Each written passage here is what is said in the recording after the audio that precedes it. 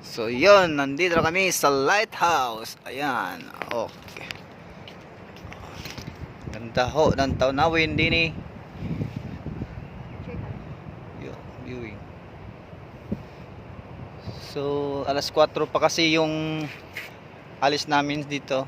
Kaya naisipan namin gumala-gala muna dito, pumunta dito sa lighthouse.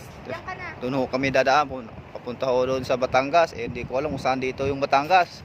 At wala akong nakikitang bundok, isla. Puro dagat lang. Siya. Actually, first time kong sumakay ng barko na bangka, nakasakay na ako ng bangka, pero barko hindi pa. Siguro may kaibahan naman siguro barko tsaka bangka. Ang bangka is ano lang, malapit lang. Ito barko malayo lang ito. Mula Ruas to Batangas. Ayun po yung kasama ko. Ayun. So, yun. And